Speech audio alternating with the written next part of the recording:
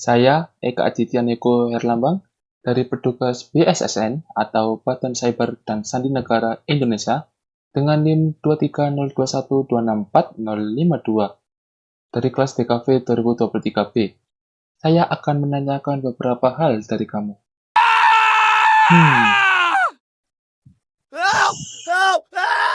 Kalau kamu tidak bisa diajak bekerja sama, saya akan membuka pemikiran kamu. 3, 2, 1. Merdeka!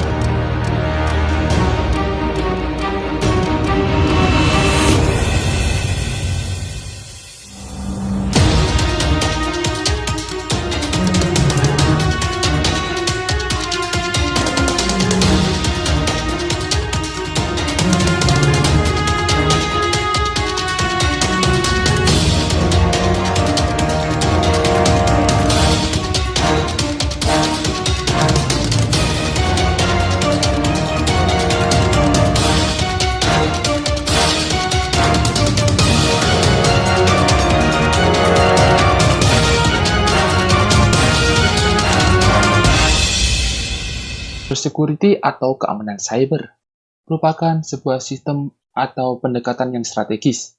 Tujuannya untuk melindungi perangkat digital, jaringan, program, serta data dari berbagai jenis ancaman cyber. Ancaman ini bisa berupa dari akses ilegal, legal, kerusakan sistem, pencurian data pribadi, hingga gangguan terhadap layanan digital. Dalam era digital seperti sekarang, hampir seluruh aspek kehidupan manusia, mulai dari pemerintahan, ekonomi, pendidikan, hingga komunikasi pribadi, telah sangat bergantung pada sistem teknologi informasi dan sebuah internet. Maka dari itu, keamanan cyber menjadi sebuah kebutuhan yang sangat mendasar. Bukan hanya sebagai pelengkap saja, tetapi keamanan cyber mencakup berbagai tindakan yang preventif dan reaktif, seperti penggunaan firewall, antivirus, sistem deteksi intrusi, inskripsi, serta edukasi kepada user, supaya mereka tidak terjebak dalam serangan manipulatif seperti phishing. Keamanan cyber tidak hanya soal teknologi, tetapi juga menyangkut kebijakan, etika, dan kesadaran digital. Tujuan utamanya adalah menjaga kerahasiaan, integritas, dan ketersediaan informasi tersebut. Dengan kata lain, cybersecurity adalah fondasi yang sangat penting untuk menjamin kestabilitas dan kepercayaan dalam ruang digital global yang terus berkembang. Cybersecurity dapat diklasifikasikan berdasarkan aspek perlindungan, jenis ancaman, tingkat pengguna, dan strategi pertahanan. Yang pertama yaitu aspek perlindungan. Terdapat beberapa aspek penting yang dijaga, yakni network security, yang fokusnya pada perlindungan jaringan komputer dari akses ilegal dan serangan cyber. Sementara application security melindungi perangkat lunak dari kelemahan sistem yang bisa dimanfaatkan oleh pihak yang tidak bertanggung jawab. Selanjutnya, information security.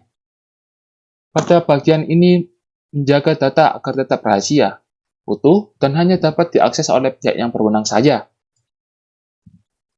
Seiring dengan meningkatnya penggunaan layanan daring, cloud security menjadi sangatlah penting untuk melindungi data yang tersimpan di penyimpanan digital yang basisnya sebuah internet. Adapun endpoint security, yang kaitannya dengan perlindungan terhadap perangkat pengguna seperti sebuah laptop, ponsel, atau bahkan tablet, yang rentan diserang melalui koneksi jaringan. Di sisi lain, operational security mengatur kebijakan dan prosedur dalam pengelolaan data serta akses terhadap sistem digital. Yang kedua, terdapat jenis ancaman. Cybersecurity menghadapi berbagai bentuk serangan, seperti malware, contohnya virus, trojan, dan spyware. yang dirancang untuk merusak atau mengambil alih sistem tersebut. Phishing yang tekniknya melalui email atau situs palsu untuk mencuri data yang sensitif. Ancaman lain seperti ransomware untuk menginskripsi data korban dan meminta tebusan yang jumlahnya tidak begitu main. Sementara DDoS atau Distribution Denial of Service menyerang sebuah server atau server induk dengan lalu lintas palsu hingga sistem tersebut menjadi lumpuh total. Dan untuk perbaikannya itulah sangatlah lama. Selain itu, terdapat juga man-in-the-middle attack, yaitu penyusupan komunikasi antara dua pihak secara diam-diam, serta zero-day attack, yang mengeksploitasi celah keamanan baru sebelum diperbaiki. Yang ketiga yaitu target atau pengguna. Cybersecurity terbagi atas perlindungan individu, organisasi, dan sebuah negara. Individu rentan terhadap pencurian identitas dan penipuan online. Organisasi dan perusahaan menghadapi risiko kebocoran data, kerusakan ekonomi, serta kerusakan reputasi. Sedangkan pada bagian pemerintahan atau sebuah negara harus menjaga sistem yang sangat penting, yang sifatnya sebuah nasional seperti militer, infrastruktur, energi, dan layanan publik, supaya data-data tersebut tidaklah disabotase oleh anonymous cyber. Yang keempat, yaitu strategi pertahanan. Cybersecurity dilakukan melalui berbagai cara. Misalnya, firewall digunakan untuk menyaring lalu lintas data tersebut dan mencegah akses yang tidak sah atau tidak memiliki akses. Antivirus dan anti-malware berfungsi mendeteksi serta menghapus program yang berbahaya. Inskripsi data menjaga agar informasi tersebut tidak bisa dibaca oleh pihak yang tidak berwenang. Terdapat autentifikasi dua faktor atau 2FA untuk menambah lapisan keamanan saat login. Selain itu, cadangan data backup penting untuk pemulihan saat terjadi serangan cyber. Dan edukasi keamanan digital diberikan supaya pengguna memahami risiko serta cara menghindarinya. Dengan pemahaman klasifikasi ini, strategi keamanan cyber dapat diterapkan secara menyeluruh di negara Indonesia ataupun di luar negeri, sesuai dengan kebutuhan dan tingkat ancaman yang dihadapi. Sebaiknya, pemerintah di Indonesia apakah berdiam diri saja ketika terdapat serangan cyber? Tentunya tidak. Mereka tidak akan berdiam diri saja. Pemerintah Indonesia telah membentuk suatu badan, yaitu yang bernama BSSN, atau Badan Cyber dan Sandi Negara, pada tahun 2017 untuk menjadi garda terdepan dalam urusan pertahanan digital. Selain itu, undang-undang yang berkaitan dengannya yaitu Undang-Undang Informasi dan Transaksi Elektronik atau UU ITE yang disahkan pada tahun 2008 dan direvisi pada tahun 2016 sebagai dasar hukum yang mengatur aktivitas digital masyarakatnya. Namun pertanyaannya sekarang, apakah cybersecurity di Indonesia benar-benar sudah menjaga keamanan masyarakatnya? Ataukah justru mengancam kebebasan sipil di ruang digital? Cybersecurity di Indonesia menyimpan sejumlah permasalahan yang sangat banyak. Yang pertama, penyalahgunaan pasar karet. Salah satu dampak nyata dari lemahnya sistem cybersecurity di Indonesia bukan hanya pada aspek saja, tetapi teknis juga, seperti kebocoran data, ancaman terhadap kebebasan berekspresi. Hal ini tercermin jelas dalam penggunaan Undang-Undang Informasi dan Transaksi Elektronik atau UU ITE, yang sering dianggap sebagai pasal karet. Berdasarkan artikel dari suara.com pada tahun 2022, sebutan pasal karet ini muncul karena sejumlah pasal dalam undang-undang ini, seperti pasal 27 ayat 3 tentang pencemaran nama baik dan pasal 28 ayat 2 tentang ujaran kebencian, memiliki kontradiksi yang tidak jelas dan bisa ditafsirkan secara subjektif. Hal ini membuka ruang selebar-lebarnya bagi aparat yang penegak hukum untuk menindas seseorang atau golongan masyarakat menengah ke bawah. Meskipun substansi pernyataan tersebut masih dalam koridor kritik yang sah di negara demokrasi. Lebih lanjutnya, menurut laporan hukum online pada tahun 2024, meskipun Undang-Undang ITE telah direvisi, namun pasal-pasal bermasalah tersebut tetap dipertahankan dalam bentuk baru yang hanya memperhalus bahasanya tanpa mengubah esensi multitafsirnya di dalamnya. Revisi yang dimaksud hanya bersifat kosmetik dan tidak menyentuh substansi utama, yaitu sebagai pelindung terhadap hak masyarakat untuk menyampaikan pendapat. Akibatnya, masyarakat, terutama mereka yang kritis terhadap kebijakan pemerintah, masih hidup dalam bayang-bayang kriminalisasi. Ini yang berdampak sangat besar pada ekosistem digital, karena ruang publik virtual tidak lagi menjadi tempat yang aman untuk berdiskusi, menyampaikan opini, atau bahkan menyuarakan keresahan sosial. Dalam praktiknya, pasal-pasal ini sering digunakan bukan untuk melindungi masyarakat dari hoaks atau ujaran kebencian, tetapi menekankan aktivis, jurnalis, ataupun akademis, dan juga warga sipil yang bersuara kritis. Menurut SafeNet mencatat bahwa sejak Undang-Undang ITE diberlakukan, lebih dari 300 kasus yang melapor, dengan mayoritas korban adalah individu yang menyampaikan pendapat di media sosial tentang kebebasan berekspresi yang dijamin konstitusi pada Undang-Undang 1945 pasal 28E. Seolah-olah tidak lagi memiliki ruang yang aman di era digital ini. Ini menunjukkan bahwa keamanan cyber pada versi pemerintahan tidak semata-mata soal menjaga infrastruktur digital dari serangan cyber, tapi juga berkaitan erat dengan kontrol sosial melalui regulasi hukum. Narasi ini menunjukkan bagaimana warga sipil menjadi korban dari regulasi negara yang multitafsir. Mereka tidak memiliki kuasa hukum yang begitu kebal, kuat, dan bertahan selamanya. Tidak tahu bagaimana membela diri dan seringkali terpaksa meminta maaf atau menghapus unggahannya. Meskipun mereka tidak melakukan kesalahan dalam masyarakat yang demokratis. Kondisi seperti ini merupakan bentuk represi halus yang merusak kualitas kebebasan sipil. Maka dari itu, penting untuk memahami bahwa narasi sebuah cybersecurity yang digaungkan pemerintahan tanpa kritikan terhadap perangkat hukumnya berpotensi menjadi alat pembungkam, bukan sebagai pelindung. Yang kedua, terdapat RUU Keamanan dan Ketahanan Cyber.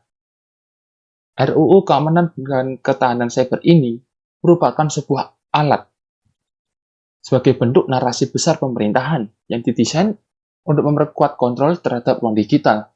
Namun, di balik semangat pengamanan tersebut, rancangan undang-undang ini mengandung berbagai pasal yang problematik atau bermasalah, yang potensinya menimbulkan pelanggaran hak asasi manusia atau HAM, terutama dalam hal privasi dan kebebasan berekspresi. Menurut ulasan MK pada tahun 2025, RUU KKS memberikan sebuah kewenangan sangat luas kepada BSSN atau sebuah badan cyber dan sandi negara dari negara Indonesia untuk melakukan sebuah pengawasan, intersepsi data, dan pemblokiran sistem informasi yang dianggap sebagai ancaman keamanan nasional. Sayangnya, semua ini tidaklah disertai dengan mekanisme dan pengawasan independen dan akuntabel. Salah satu pasal yang menjadi sorotan adalah sebuah ketentuan yang memungkinkan pemerintahan melakukan intersepsi atau penyadapan atas komunitas digital tanpa perlu keputusan pengadilan.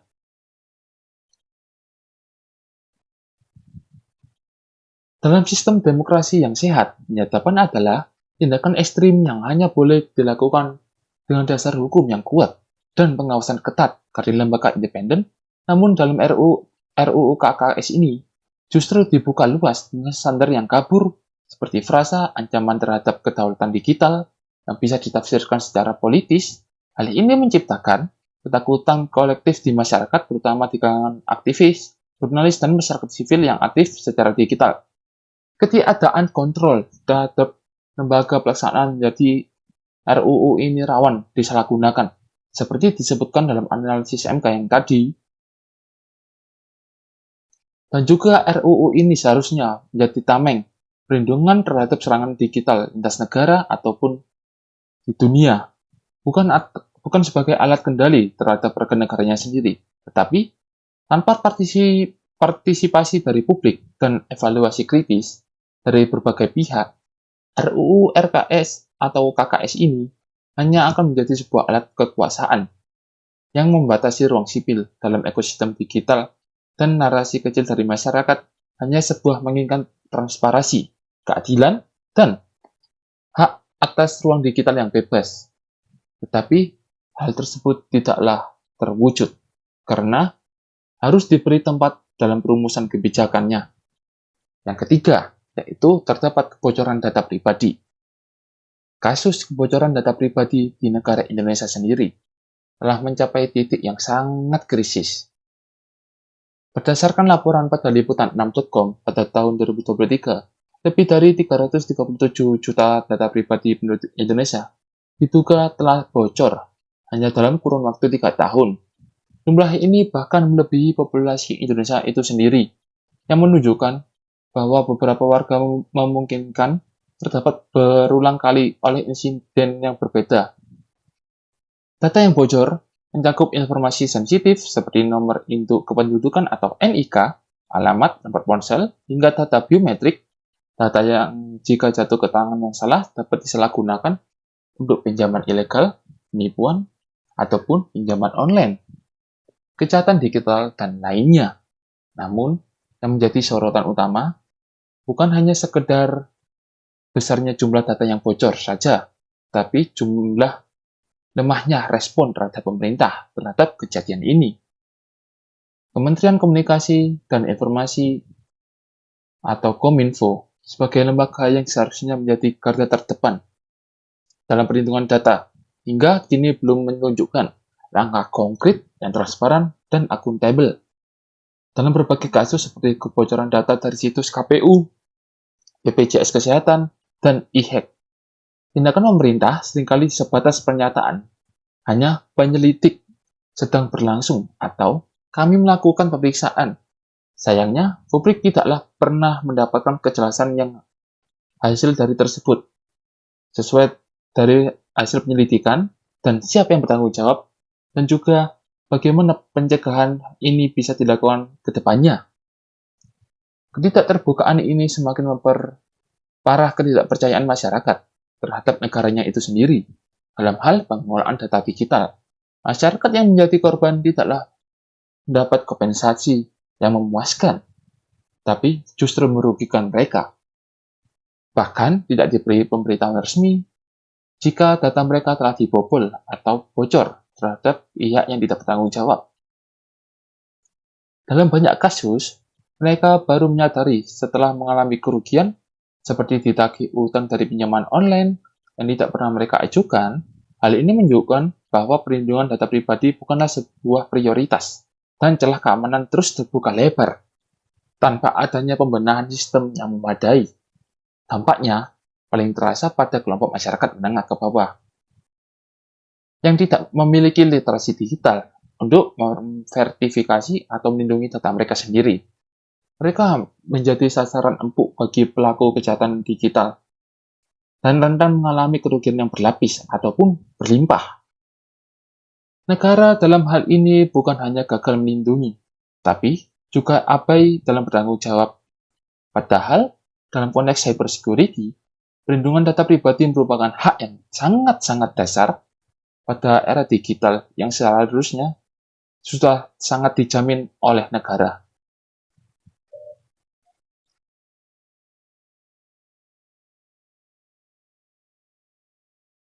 Digital dan keamanan cyber seharusnya tidak terhenti pada pembangunan infrastruktur. Ia harus berjalan beriringan dengan penegakan hukum, transparansi institusional, dan perlindungan terhadap warga. Ketika terdapat data 337 juta data yang bocor, dan tidak ada kejelasan yang sangat-sangat jelas, siapa yang salah satu dan bagaimana penyelesaiannya, bisa hilang, dan bukan hanya data, tetapi juga rasa aman dan kepercayaannya terhadap pemerintahan. Selanjutnya yaitu nomor 4, aplikasi milik pemerintahan Kementerian Kesehatan. Pada tahun 2021, Indonesia dikejutkan oleh sebuah laporan kebocoran data dari aplikasi elektronik Health Alert Card atau e-Hack, sebuah platform yang dikelola oleh Kementerian Kesehatan untuk memantau seluruh mobilitas masyarakat selama pandemi COVID-19 atau COVID-19. Menurut laporan dari BBC Indonesia, sekitar 1,3 juta dari penggunaan e-hack tersebut telah ditemukan bocor akibat kelemahan sistem keamanan yang tidak terenskripsi dengan baik. Kebocoran ini pertama kali diungkapkan oleh VPN Mentor yang menemukan bahwa di database Elasticsearch e-hack tidak dilindungi dengan enskripsi yang memadai, sehingga mudah diakses oleh banyak orang. Rasa aman dan kepercayaan terhadap sistem digital pun runtuh. Mereka yang sebelumnya sudah menghadapi tantangan ekonomi, kini harus menghadapi ancaman tambahan berupa penyalahgunaan data seperti penipuan, intimidasi dari pihak yang tidak bertanggung jawab, responan cepat, dan transparansi dari pihak yang berwenang. Hal tersebut memperparah dan tidak ada kelompok masyarakat yang tertinggal atau dikorbankan dalam proses digitalisasi. Tetapi korban utama dari sistem yang seharusnya melindungi mereka, kejadian ini menegaskan pentingnya pendekatan yang inklusif dan berorientasi. Yang kelima yaitu BPJS Kesehatan. Pada bulan Mei 2021, publik di negara Indonesia diguncangkan oleh sebuah laporan kebocoran data skala besar yang berasal dari Badan Penyelenggara Jaminan Sosial atau BPJS Kesehatan. Sebanyak 279 juta data penduduk Indonesia diduga bocor dan dijual di sebuah platform situs forum gelap atau dark web dengan harga sekitar 6.000 USD atau setara 87 juta dengan satu paket data. Menurut laporan CNN Indonesia atau Vice Indonesia, data yang dijual mencakup informasi pribadi yang sensitif seperti nama lengkap, nomor induk NIK, tanggal lahir, jenis kelamin, alamat rumah, nomor telepon, status vaksinasi, hingga besaran gaji dan informasi pekerjaan. Hal yang mengejutkan adalah bahwa jumlah yang bocor ini bahkan melebihi populasi Indonesia itu sendiri pada saat itu, yang menunjukkan kemungkinan adanya data ganda atau juga mencakup warga yang telah meninggal. Penelusuran lebih lanjut oleh pakar keamanan cyber menemukan bahwa data yang bocor berasal dari server milik BPJS Kesehatan itu sendiri, sebuah lembaga negara yang seharusnya memiliki sistem perlindungan data yang aman karena menyimpan sebuah informasi kesehatan hampir seluruh warga negara Indonesia. Namun, alih-alih memberikan penjelasan yang rinci dan bertanggung jawab, BPJS Kesehatan menyampaikan sebuah pernyataan normatif bahwa mereka akan menelusuri dugaan tersebut dan tidak menyerahkan penanganannya kepada BPSSN atau Badan Cyber dan Sandi Negara. Pada saat ini, tidak ada hasil investigasi yang diumumkan secara publik atau transparansi tentang siapa yang bertanggung jawab, dan yang paling penting ialah tidak ada pemberitahuan kepada para korban bahwa data mereka telah diperjualbelikan. Kebocoran ini tidak hanya melanggar hak atas privasi mereka, tetapi juga membuka ruang kejahatan yang sangat besar terhadap digital yang sangat serius. Pencurian identitas, pinjaman online, pemalsuan dokumen, dan penipuan yang berbasisnya data. Warga terutama dari kalangan bawah yang menjadi peserta aktif BPJS dan tidak memiliki pemahaman mendalam tentang keamanan digital, menjadi korban yang paling terentang. Mereka tiba-tiba ditagih utang, menerima ancaman yang tidak diduga, atau melihat data pribadinya digunakan tanpa izin. Ketika negara tidak mampu melindungi data kesehatan warganya sendiri, maka kredibilitas sistem digital nasional patut dipertanyakan. Narasi besar tentang transformasi digital dan kesehatan yang basisnya data, seperti yang digaungkan pemerintahan melalui program JKN Mobile dan integrasi layanan kesehatan digital lainnya, menjadi kontradiktif. Di satu sisi, rakyat diminta menyerahkan data mereka untuk efisiensi pelayanan. Di sisi lain, negara gagal menjaga amanat tersebut. Pada kasus kebocoran data BPJS adalah sebuah bukti konkret bahwa security di negara Indonesia bukan hanya belum siap secara teknis, tapi juga lemah dalam penegakan hukum dan akuntabel. Tanpa perubahan besar dalam sistem perlindungan data dan insiden seperti ini hanya akan terulang, terus berulang, memperkuat ketidakpercayaan publik terhadap sistem digital pemerintahan.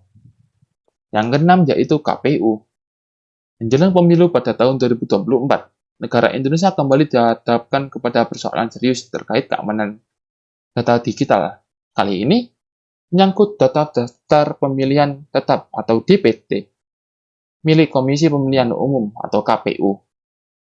Menurut laporan CNN Indonesia pada tahun 2024 dan detik.com, kebocoran ini pertama kali terungkap setelah seorang peretas membagikan tangkapan layar data pemilih dan menyangkut NIK, nama lengkap, jenis kelamin, tempat tinggal, alamat, dan juga lokasi TPS. Data tersebut diklaim berasal dari sistem KPU dan diposting di sebuah forum underground atau dark web secara publik. Hal ini mengundang perhatian yang sangat luas masyarakat dan komunitas keamanan cyber.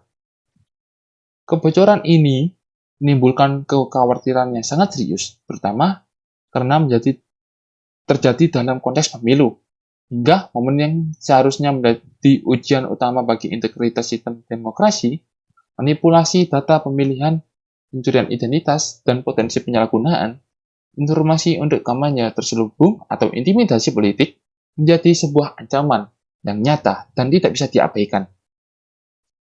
Dalam sidang Dewan Kehormatan Penyelenggara Pemilu atau DKPP, Perwakilan Badan Cyber dan Sandi Negara atau BSSN menyatakan bahwa dugaan kebocoran terjadi akibat kelalaian dalam sistem keamanan digital KPU, khususnya pada akses API yang tidak terinskripsi dengan benar. Menurut CNN Indonesia pada tahun 2024. Yang mengejutkan, Komisioner KPU dalam berbagai pernyataannya seperti dikutip oleh Kompas dan Detik.com menyatakan bahwa lembaga mereka masih melakukan analisis internal dan mereka belum dapat memastikan skala kebocoran data tersebut.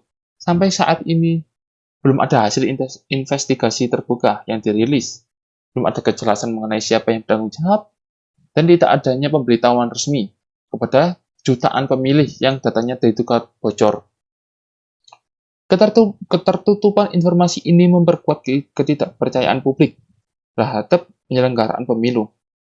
Dalam konteks narasi besar keamanan cyber, insiden ini menunjukkan bahwa lembaga negara yang paling vital dalam sistem demokrasi pun belum memiliki kesiapan yang memadai dalam menjaga data digital. Demokrasi yang berbasisnya teknologi tanpa perlindungan data yang kuat hanya akan melahirkan sebuah ketakutan dan manipulasi. Apalagi dalam pemilu, kepercayaan publik itu adalah fondasi yang sangat penting dan utama. Tanpa itu, integritas hasil pemilu pun bisa diragukan. Bagi masyarakat umum, terutama yang tinggal di daerah pinggiran dan hanya mengandalkan satu identitas digital dari KTP, insiden ini sangatlah merugikan. Mereka tidak memiliki kapasitas teknik untuk melacak apakah data mereka disalahgunakan. Namun, jika data mereka dipakai oleh pihak lain untuk mencoblos, memalsukan dokumen, atau bahkan menonaktifkan hak pilih mereka yang paling dirugikan. Narasi kecil ini mengangkat suara kelompok tersebut. Warga yang hak politiknya terancam bukan oleh kecurangan langsung, tapi oleh sistem yang gagal menjaga mereka sejak awal. Setiap kasus menunjukkan namanya sistem keamanan dan kurangnya mekanisme tanggap darurat dari pemerintahan. Tidak adanya investigasi terbuka tidak adanya kompensasi terhadap korban, dan tidak adanya transparansi dalam proses pengamanan data selanjutnya. Hmm.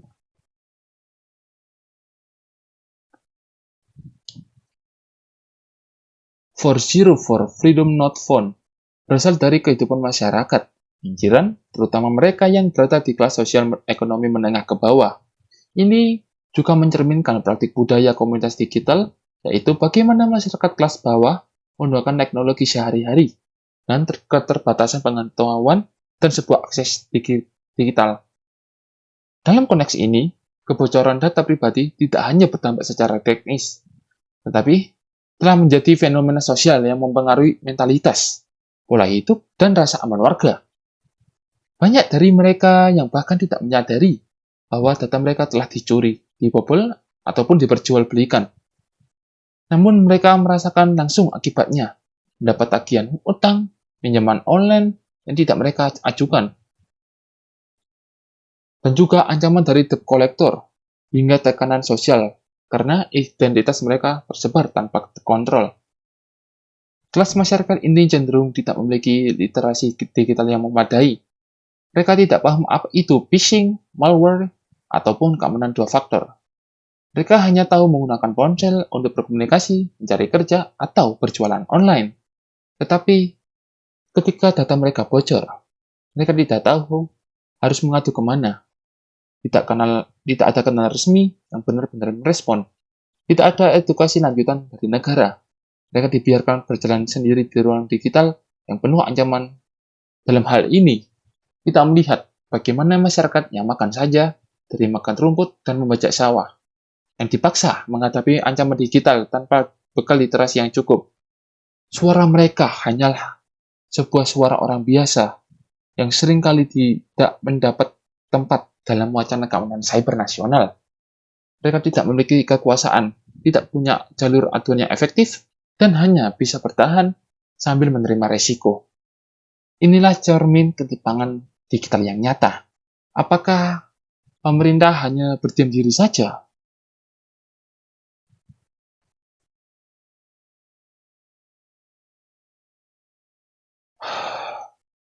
Narasi yang saya angkat dalam karya ini berasal dari kehidupan masyarakat pinggiran, yaitu sebuah kelompok sosial ekonomi menengah hingga ke bawah yang kesehariannya menggunakan teknologi digital secara sederhana, namun menjadi pihak yang paling rentan dalam konteks ekosistem digital nasional. Ilustrasi ini bukan hanya sekedar sebuah estetika visual, tetapi ekspresi terhadap tekanan psikologis kolektif akibat kelalaian negara dalam melindungi data pribadi warganya. Ilustrasi digital yang berjudul 404 Freedom Not Found menggambarkan sekelompok warga yang berdiri di depan gedung negara atau pemerintahan, terdapat posisi yang tertunduk, menutup muka atau wajahnya, beberapa bahkan berlutut atau terjatuh ke tanah. Mereka tidak menangis, tidak juga marah, mereka hanya diam, membeku dalam pasrah. Ini adalah simbol dari rakyat yang sudah kehilangan harapan. Bukan karena mereka malas atau bodoh, tapi karena rasa aman mereka telah hilang dari sistem yang seharusnya melindungi mereka. Di sekeliling mereka dapat berserakan identitas digital seperti KTP elektronik, logo aplikasi media sosial seperti Facebook, Instagram, TikTok, yang mereka gunakan sehari-hari, dan juga kamera pengawasan yang mengarah kepada mereka dari kedua sisi, namun bukan untuk melindungi, melainkan mengawasi dan juga membocorkan data mereka. Gedung negara menjulang yang besar di latar belakang tersebut tidaklah bersuara. Ia hadir sebagai secara fisik saja, tetapi absen secara moral. Narasi ini mencerminkan kegagalan sistem negara dalam menjangkau masyarakat kelas menengah ke bawah yang hidup dari warung kecil, ojek online, dan juga buruh informal yang hanya tahu cara menggunakan ponsel untuk bertahan hidup saja, bukan untuk bicara soal enkripsi, firewall, atau dua faktor autentifikasi. Bagi mereka, ponsel adalah sebuah dompet, komunikasi, bahkan tempat mencari keadilan. Namun, ketika data pribadi mereka bocor, mereka tidak tahu harus mengadu kemana. Mereka tidak paham bahasa hukum ataupun sebuah prosedur aduan kepada Kominfo. Mereka hanya tahu bahwa tiba-tiba ada debt collector yang menagih hutang atau akun media sosial mereka dipakai oleh orang lain. Dalam konteks budaya digital komunitas, masyarakat ini hanya punya satu bentuk perlawanan, yaitu diam. Ketika narasi besar negara hanya bicara tentang transformasi digital, skor global cybersecurity index dan regulasi, mereka menghadapi konsekuensi yang dalam sunyi. Inilah bentuk postmodernisme digital dalam narasi kecil. Rakyat yang dipinggirkan secara sistematik dan simbolik. Mereka pun bukan sebagai handle di media besar, bukan suara yang didengar dalam sidang kebijakan, tetapi mereka hanya merasakan langsung bagaimana kegagalan dan kosongnya makna perlindungan dalam ruang digital Indonesia. 404 Freedom Not Found bukan sekedar judul saja, ia adalah keadaan.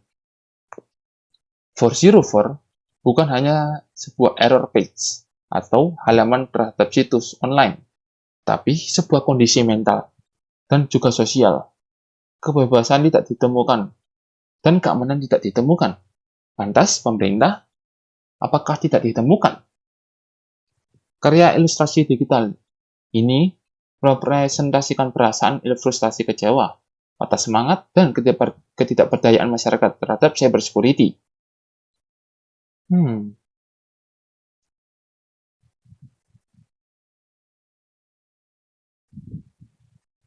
Kebocoran data pribadi adalah pelanggaran hak manusia. Hal ini tidak boleh dianggap sepele, tampaknya bisa berupa pencurian identitas dan pemalsuan akun, penipuan melalui telepon, email, atau aplikasi palsu. Kerugian finansial akibat akses ilegal ke rekening atau akun digital, tekanan mental karena rasa tidak aman dan kehilangan kendali.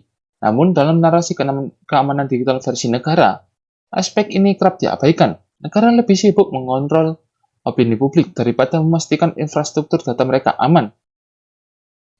Lantas, apakah masyarakat atau pemerintah itu sudah bekerja sama hingga saat ini? Atau pemerintah ingin seenaknya sendiri?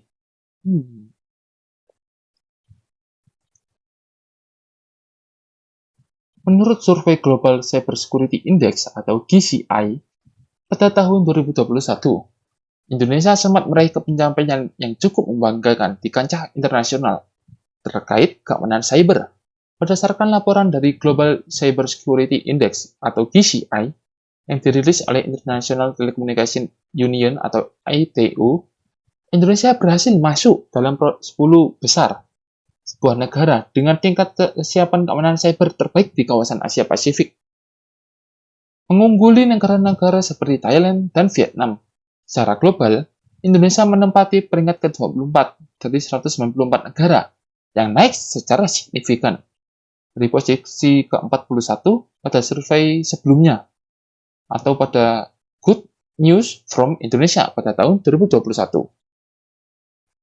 Indikator penilaian ini meliputi 5 aspek utama. Yang pertama, legal, teknis, organisasi, kapasitas pembangunan, dan kerjasama internasional. Pemerintah melalui BSSN atau sebuah badan cyber dan sandi negara Indonesia menyambut sangat baik capaian ini dan menjadikan sebuah bukti bahwa strategi nasional keamanan cyber berjalan di jalur yang tepat. Narasi besar pun terbentuk bahwa Indonesia adalah negara yang tidak hanya aktif dalam transformasi digital, tetapi juga mengamankan sistem cybernya. Namun, apakah skor tinggi dalam indeks global ini benar-benar mencerminkan kondisi di kehidupan kenyataan ataupun di lapangan? Jika ditelusuri lebih dalam, skor GCI lebih menilai kesiapan administratif dan kebijakan formal, bukan efektivitas implementasi di tingkat masyarakat. Dengan kata lain, tingginya skor GCI menunjukkan bahwa Indonesia memiliki banyak dokumen rahasia, strategis, regulasi, dan lembaga resmi.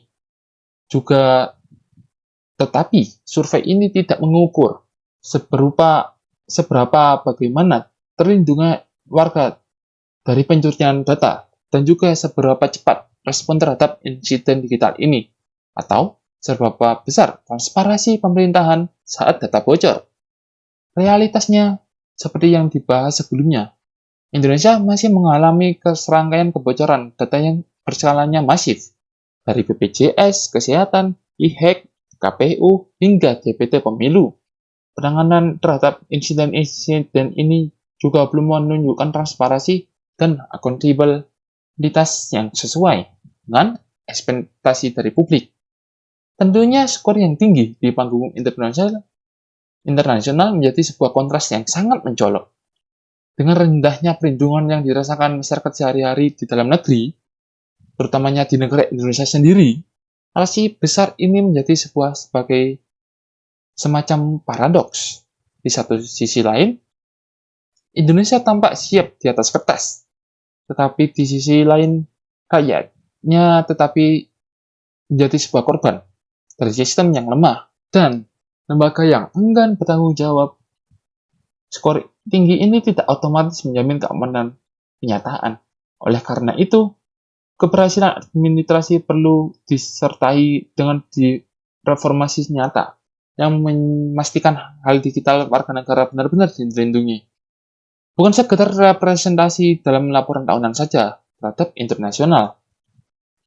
Selanjutnya, analisis kasus cyberisme dengan kasus studi hacker Bjorka terhadap pembocoran data. Kasus pembocoran data oleh hacker anonim dengan nama Bjorka menjadi titik balik penting dalam kesadaran publik. Dengan lemahnya keamanan cyber di Indonesia, Bjorka yang aktif di forum Brisnet2 atau Brisnet.2 secara sistematis membocorkan dan menjual data sensitif milik lembaga pemerintahan dan perusahaan swasta, mulai dari data 1,35 miliar SIM card, pengguna seluler, data penggunaan Tokopedia, dan data 270 juta penggunaan Wattpad, hingga data 105 juta pemilihan dari situs KPU. Ia bahkan merilis dokumen rahasia Badan Intelijen Negara yang ditunjukkan kepada Presiden, serta membocorkan data pribadi pejabat tinggi seperti Menkominfo Johnny G. Pellet dan identitas pelaku dalam kasus pembunuhan aktivitas Munir. Berdasarkan jurnal ilmiah dari Universitas Pakuan, yaitu Zaki Rizaldi pada tahun 2023, Bjorka dianggap sebagai simbol dari kerapuhan sebuah sistem digital di negara Indonesia. Aksinya tidak hanya menunjukkan sebuah celah yang sangat besar terhadap teknis dalam sistem keamanan cyber, tapi juga kelambanan dan tidak kesiapan lembaga negara dalam menangani serangan yang bersifat strategis. Kominfo dan BIN atau Badan Intelijen Negara hingga BSSN yang memiliki mandat menjaga ruang digital nasional tidak hanya mampu mencegah sebuah kebocoran ataupun merespon dengan transparan, alih-alih membangun perlindungan publik. Respon pemerintahan lebih berfokus pada memburu identitas Bjorka daripada memperkuat keamanan sistem itu sendiri. Yang lebih mengkhawatirkan, insiden Bjorka menegaskan bahwa sistem pengamanan dan nasional tidaklah dilengkapi dengan prosedur pengawasan independen, sistem audit keamanan prioritik, atau regulasi keamanan benar-benar dilindungi. Sementara, pada narasi besar cybersecurity digaungkan melalui forum internasional dan regulasi formal. Realitanya, sistem digital kita rapuh dan terlalu mudah ditembus. Kasus ini menjadi studi yang sangat penting bagaimana ketidakseriusan dalam membangun arsitektur cyber nasional bisa berujung pada krisis kepercayaan publik secara luas. Selanjutnya yaitu analisis dan peningkatan keamanan cyber terhadap studi kasus, ancaman dan solusi dalam lingkungan digital untuk mengamankan objek digital dan file. Dalam jurnal analisis dan peningkatan keamanan cyber, studi kasus, ancaman, dan solusi lingkungan digital untuk mengamankan objek vital dan file oleh Eti Susanto dan kawan-kawan pada tahun 2023.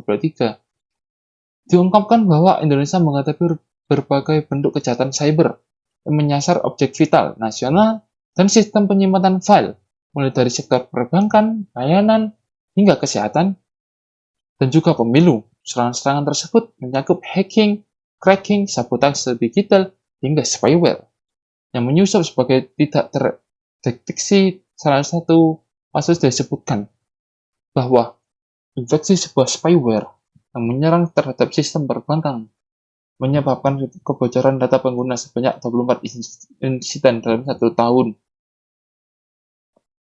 Hal ini objek vital seperti server KPU, sistem BPJS, dan infrastruktur komunikasi termasuk dalam kategori nilai strategis tinggi. Ketika sistem ini diserap atau dieksploitasi, dampaknya tidak hanya bersifat teknis, tetapi mengancam stabilitas sosial dan juga politik negara. Namun sayangnya, sistem pertahanan digital Indonesia dinilai masih sangatlah lemah, baik dari sisi kesiapan, teknologi, maupun SDM. Studi tersebut mencatat bahwa belum adanya sistem audit dan deteksi dini yang efektif membuat negara selalu berada di dalam posisi reaktif, bukan sebagai preventif. Solusi yang diajukan dalam jurnal ini menyoroti pentingnya pendekatan berbasis manajemen risiko yang menyeluruh. Ini meliputi tahapan identifikasi, penilaian risiko, perlakuan risiko, treat, atau pengendalian risiko atau kontrol. Penilaian juga menekankan pentingnya pengembangan pusat komando keamanan cyber nasional yang tidak hanya berfungsi untuk pemantauan teknis, tapi juga untuk koordinasi kebijakan antar lembaga.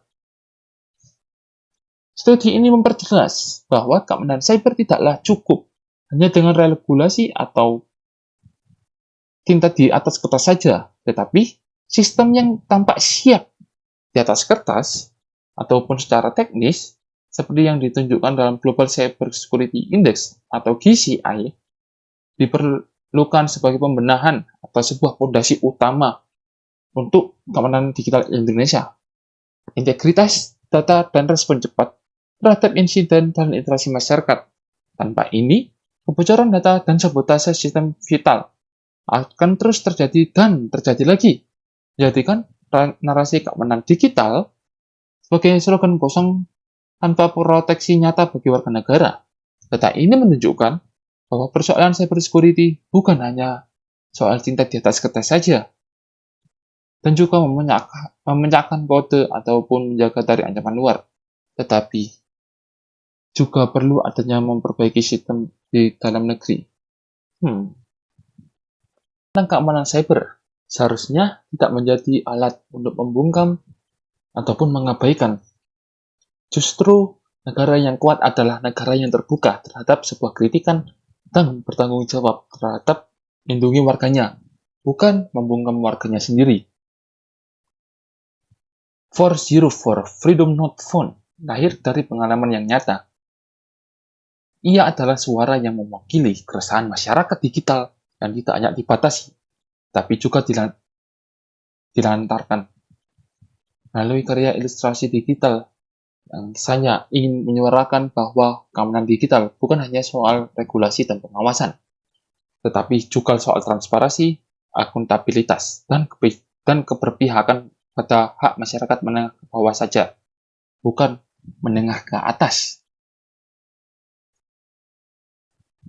404 Freedom Not Found adalah sebuah pengingat bahwa negara memiliki tanggung jawab moral dan juga hukum dalam melindungi data warganya.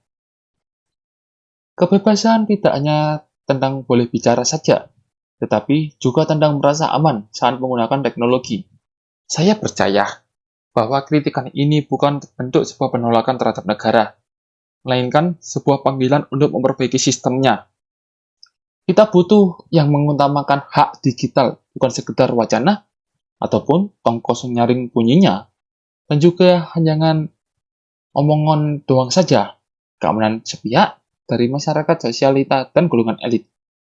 Jika sebuah keamanan atau tujuan, maka perlindungan warga harus menjadi prioritas. Sekian, terima kasih.